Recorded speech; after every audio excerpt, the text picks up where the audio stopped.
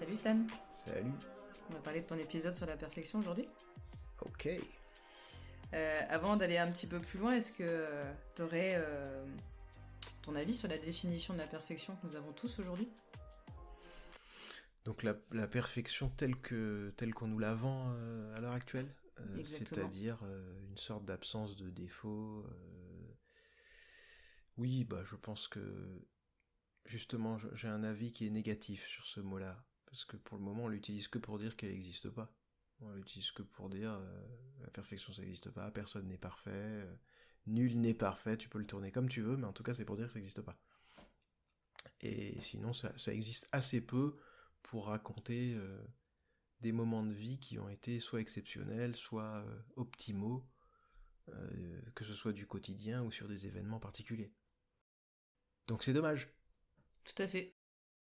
Et bah justement, c'est quand même un vaste sujet, moi je trouve aujourd'hui, enfin un vaste sujet d'actualité, parce que à mon sens, on nous demande peut-être insidieusement parfois d'être parfait dans pas mal de domaines. Et est-ce que, à ton avis, la perfection, elle peut être un moteur ou est-ce qu'elle peut devenir dangereuse quand on atteint certaines limites, justement? Quand on va aller, ou plutôt quand on va aller un petit peu trop loin, justement, dans cette perfection. C'est quoi que t'appelles aller trop loin du coup? Et ben, justement, n'avoir que ce type euh, d'objectif, et ce qui peut peut-être te rendre malheureux à un moment ou à un autre, T'as un mais exemple? je sais pas si on part maintenant sur un aspect physique. Je sais Ouais. pas, tu veux absolument avoir le corps de Naomi Campbell. D'accord. Mais Celui de maintenant ou? c'est mon côté un peu vieux. Euh, euh, non, enfin voilà. Tu cherches à avoir un corps absolument parfait. Voilà, Mhm. avec une belle poitrine, un ventre plat, des belles fesses et des jambes qui font 1m30. Euh, et tu vas tout faire pour aller vers cette image-là.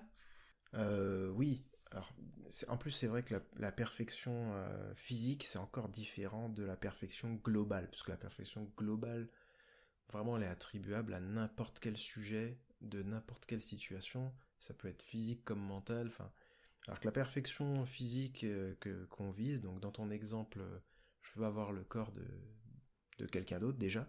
Donc c'est déjà en soi un objectif très ambitieux, hein, avoir le corps de quelqu'un d'autre. Mais en plus, oui, en fait, quand il y a un objectif d'un corps qu'on considère comme parfait, qui plus est si c'est pas le nôtre, il y a de grandes chances que d'abord on fasse des efforts qui sont au-delà de ce qu'on a l'habitude de faire d'habitude, donc ça peut être très motivant, mais surtout on va atteindre à un moment une limite. On va atteindre une limite, soit parce que... Bah déjà parce que l'être humain, il aime, et surtout dans les générations dans lesquelles on est, il veut aller très vite. Et Mhm, donc je suis d'accord. il veut pas juste le corps de Naomi Campbell ou de gens plus récents, il, il veut ce corps-là dans 2 mois. Il veut que dans 2 mois, il ait ce Mhm. corps-là. Et c'est ça le problème, c'est que du coup, il y a de grandes chances qu'il saute des étapes, ou qu'il se démotive très vite, ou qu'il ait des premiers résultats et qu'il se dise super, ça va être comme ça, sauf que c'est pas du tout comme ça que ça fonctionne, la progression, c'est pas linéaire. Et voilà, et puis du coup, oui, ça devient démotivant, et en plus, quand on fait un objectif principal, bah, ça veut dire que c'est presque au détriment du reste. Donc, la perfection comme objectif de quelque chose de très très très très ambitieux, ou bon, pourquoi pas, mais il faut que ça reste raisonnable euh, et un temps soit peu sensé par rapport à d'où on part. Ouais, tout à fait. Et est-ce que la perfection pourrait être une amie proche de la compétition, justement? Peut-être, ça peut être dans notre exemple ou dans d'autres domaines, hein. La perfection, une amie de la compétition. En fait, la perfection telle que je la définis moi, non, parce que le but c'est de constater le caractère optimal de quelque chose qui existe déjà. Et sinon, c'est de viser le fait que un événement ou ou un élément, une activité ou peu importe, soit fait dans des conditions optimales. Et donc, pas forcément sans aucun défaut, mais en tout cas, dans les meilleures conditions possibles. Donc là, je vois pas comment la compétition peut entrer en ligne de compte. Même pas avec soi-même, j'ai envie de dire, hein, parce qu'on pourrait penser à la compétition avec soi-même, sujet qu'on abordera dans un prochain off, puisqu'il y aura un épisode qui va traiter de ça. Euh, donc non, je pense qu'il n'y a pas de... Mais peut-être que je vois pas exactement où tu vas en venir. En fait, j'ai fait un lien de la compétition et la perfection. Euh, si on prend un exemple dans le domaine professionnel, euh, on va te demander d'être performant, voilà, d'avoir peut-être un caractère un peu parfait.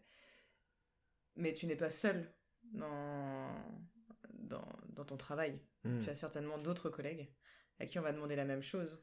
Et donc, du coup, est-ce que cette course à la perfection, en tout cas de la définition qu'on a de façon basique, si je peux dire ça comme ça, initiale, est-ce que justement ça peut pas créer une certaine compétition dans ce contexte-là, ou encore, justement, si on reste sur notre premier exemple, je veux avoir un corps parfait, et ben du coup je vais peut-être avoir une tendance à vouloir être un petit peu meilleur que les autres, justement, les autres qui m'entourent. Tu vois, j'ai cet objectif-là au loin, mais je suis quand même entourée d'autres femmes ou d'autres hommes, et du coup ça peut créer une compétition. Bah, la perfection, c'est une question intéressante parce que j'ai deux réponses. La première, elle est sur le fait que la compétition en elle-même, j'ai hâte d'en arriver là, puisqu'il y a réellement un épisode qui lui est consacré. Voilà. Parenthèse fermée. Nous verrons ça plus tard. Voilà. Et deuxième réponse à cette question, si effectivement on est dans la notion de perfection basico-basique, déjà on n'est pas bon. Puisque par essence, on va être dans une recherche du toujours mieux, que ce soit par rapport à soi ou par rapport aux autres, ça change rien. On est dans une idée de on n'est jamais satisfait. Même quand on passe un palier, on ne prend pas du tout le temps de valoriser ça, on est juste sur la suite pour atteindre l'objectif. Okay. Et alors en plus, tu m'as pris un exemple particulièrement dur, parce que c'est quelqu'un qui serait en compétition avec elle-même, avec Naomi Campbell, parce qu'il faut quand même atteindre le physique en question, et ensuite aussi avec les autres. Donc ça fait quand même de la comparaison à 3 personnes, soi-même, Naomi Campbell et les autres. Ça fait beaucoup. Donc oui, non, pour le coup, la transposition dans la nouvelle définition, c'est se dire que justement, vu que la perfection n'est pas l'absence de défaut, quel est le physique que je peux atteindre et dans lequel je me dirais que je suis bien comme ça. Et quand je dis je suis bien comme ça, c'est pas juste est-ce que les gens me trouvent beau, machin, c'est est-ce que je suis au mieux de ce que je peux faire. Et le mieux de ce que je peux faire, ça peut être est-ce que dans mon régime alimentaire, je me sens bien, ou est-ce que je sens que je me restreins pour arriver à un objectif ambitieux de trop. Ça peut être que, je sais pas moi, le sport, si j'aime pas ça, est-ce que j'en fais un minimum et que ça me va, ou est-ce que j'en fais trop et ça me saoule, mais je le fais quand même parce que... machin. Pour moi, il y a un mélange entre ce que je suis capable de faire, le confort que j'ai à aller vers cet objectif-là. Voilà, et du coup, c'est chercher le côté optimal. Et le optimal, c'est je réunis un maximum de conditions pour que je me sente bien. En fait, ta vision de la perfection à toi, enfin ta vision à toi de la perfection, c'est plus français, elle est au final plus personnelle. En fait, ce serait une vision qui nous correspondrait plus à nous et non à ce que peut exiger les autres ou la société. Bah, exact. Parce que je me dis, à travers cette définition-là, que pour moi, c'est un peu comme les notes. On est noté depuis qu'on est tout petit, et je pense que je connais quasiment personne qui, quelle que soit la situation, tu lui dis combien tu te mets sur 10 et qui dirait 10. Ouais, c'est certain. Voilà. Et mon but est de dire, pourquoi on se met jamais 10 ? Je sais pas, t'as cuisiné un plat, tu te mets combien ? La personne va au maximum se mettre 9. Pourquoi ? Ça revient à ce que tu disais sur l'humilité dans l'épisode Ouais. 2. Hein? Je sais plus. Oui, oui, c'est ça, hein, c'est le trop-plein d'humilité, c'est... Et puis je pense que c'est aussi l'incapacité à voir que là, à ce moment-là, ben, rien pouvait être mieux, en fait. Mm. Enfin, tout peut toujours être mieux, donc ça veut dire qu'on n'est jamais réellement satisfait, ou alors on se dit, bah non, là, il y avait rien que je pouvais rajouter ou enlever qui aurait changé quelque chose. Ouais, je Et vois. en plus, enfin, il y a des gens des fois qui peuvent revenir sur leur passé et se dire que ouais, mais non, mais c'était pas à ce moment-là, ça me semblait parfait, mais ça l'était pas. Mais ça te semblait parfait parce qu'à ce moment-là, tu avais les connaissances que tu avais. Mm. Celles que tu as aujourd'hui te font te dire que c'était pas parfait. Ouais, Mais à tout à ce fait. moment-là, c'était tout à fait parfait. En fait, ça correspond plus à nos besoins aussi, Oui, finalement. oui, oui, C'est oui. ce que tu disais d'ailleurs dans l'épisode en parlant de besoins fondamentaux. Ouais. Mm. Et puis c'est l'idée Du coup, nos de... besoins évoluant, forcément les choses sont différentes. Voilà. Mm. Mais c'est pour ça que je reviens sur ce truc de notes. Mais c'est à travers cette définition, je me dis, je veux qu'on développe notre capacité à se mettre 10 sur 10. Tout simplement. Là, j'ai fait, je sais pas moi, je suis allé faire une séance de sport. Et ben, c'est une séance. C'est pas parce que j'ai pas fait un meilleur max que la dernière fois ou que j'ai pas couru plus longtemps que la dernière fois. Non, est-ce que cette séance m'a fait du bien? Je me suis bien dépensé, je me suis bien donné. En gros, est-ce que je suis satisfait de cette séance? Donc soit on part du principe que ouais mais j'aurais pu faire mieux, et du coup on peut se dire ça à chaque séance, Mm. soit on se dit bah là j'ai vraiment fait avec comment j'étais, avec la forme physique que j'avais, avec le mental que j'avais, et donc bah c'était optimal quoi. Et finalement, avoir un petit peu plus d'empathie envers soi. Ouais c'est ça ouais. Et puis même, enfin, ouais, envers ses propres objectifs aussi. C'est au-delà même de l'empathie, je crois que c'est même un scanner de soi-même. C'est prendre conscience de ses propres capacités. On veut toujours être au-delà de ses capacités. Mm. On veut toujours faire mieux que ce qu'on est capable de faire. Euh, j'aurais dû. Oui, mais si tu aurais pu, tu aurais fait. Si tu avais pu, pardon, tu aurais fait. Ouais, oh là là, ce sera coupé au montage. Non, non, c'est. On veut toujours faire mieux que les capacités qu'on a actuellement, ou qu'on avait à ce moment-là. Ce qui, quand même, est un peu fou. Donc moi, je me dis, non, il y a des moments, il faut qu'on se mette 10 sur 10, voire même 11 des fois. 11 sur 10. Moi, mais qu'est-ce qu'il y a de mieux? Franchement, est-ce que tu as déjà eu un 11 sur 10 ou un 21 sur 20 à l'école? Non, jamais. Alors moi, ça m'est arrivé de manière extrêmement rare. Mais quelle sensation il y a de meilleur que ça? Alors comme ça t'est pas arrivé, tu peux pas savoir, mais Non, c'est je me une demande. En fait, folie. avant tout ça, je me demande quel prof te donne 21 sur 20. Mais quelqu'un qui considère que ce que t'as fait était non seulement parfait, mais qu'en plus, il te donne un point de plus pour la présentation.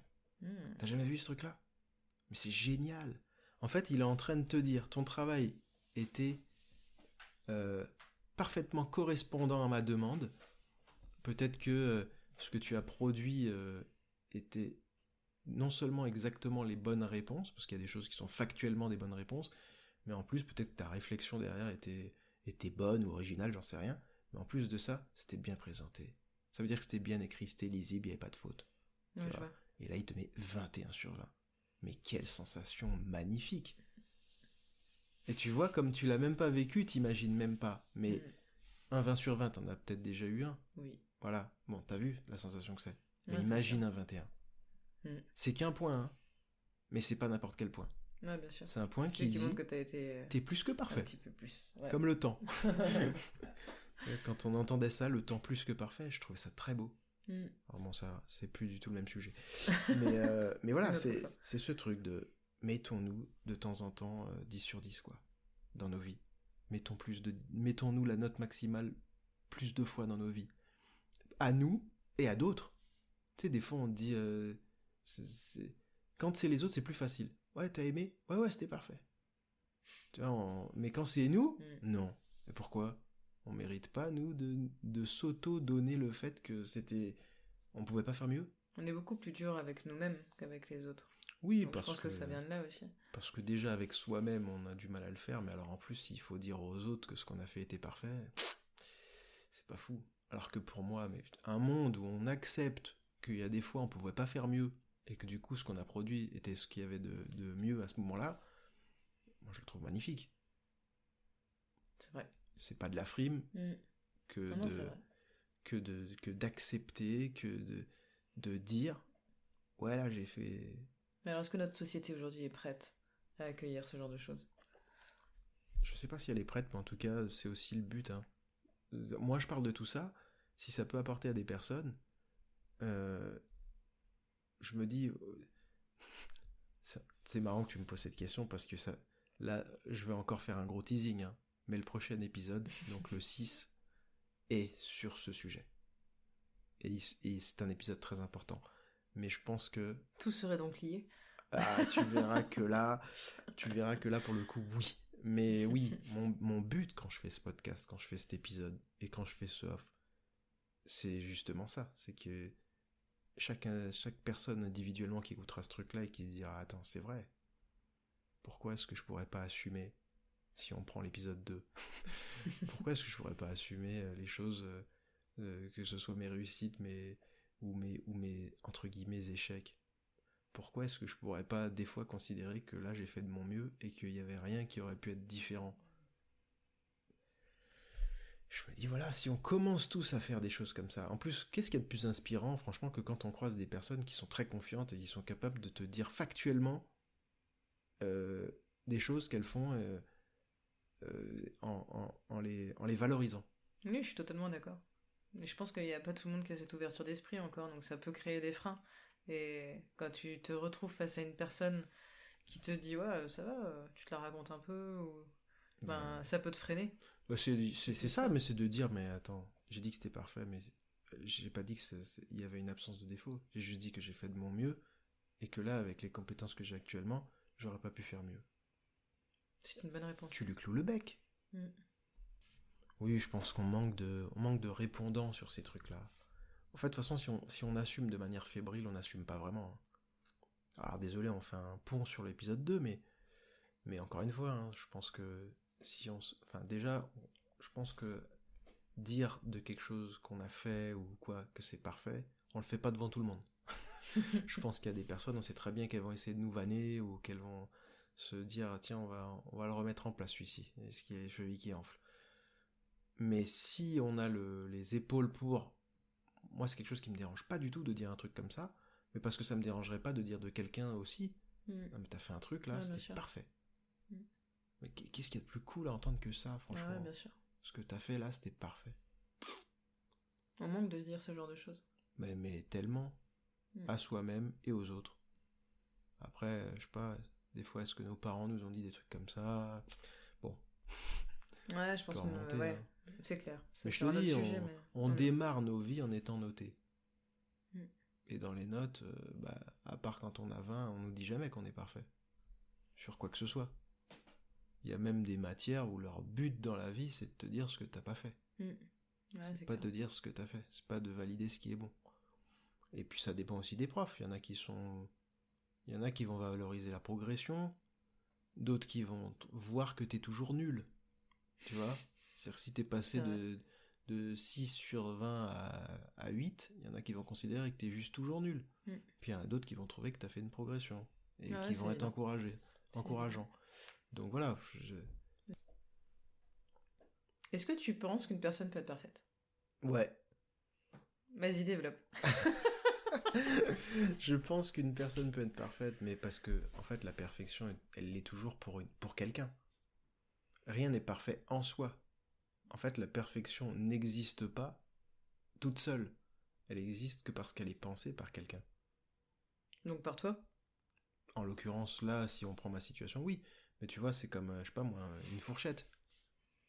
Une fourchette, en fait, factuellement, elle peut être parfaite, toute seule, mais on s'en fout. En fait, ce qui nous intéresse, c'est que cette fourchette, moi, je peux la trouver jolie, et toi, non. Je peux la trouver lourde, et toi, non. Je peux la trouver épaisse, et toi, non. Du coup, une fourchette parfaite, c'est quoi? Pour moi, ce serait une fourchette qui a cette forme, cette taille, cette épaisseur, ce poids, qui se plie pas, qui est de qualité, qui m'aura pas coûté une blinde, tu vois, enfin, Donc c'est une un personne ensemble peut être de parfaite critères. à tes yeux. Mais c'est ça. Mais tout peut toujours être parfait à ses propres yeux. Si jamais on est dans les conditions optimales et que ce qui peut être vu comme un défaut est un défaut qui n'est pas qui ne vient pas trop entacher le reste. Ok.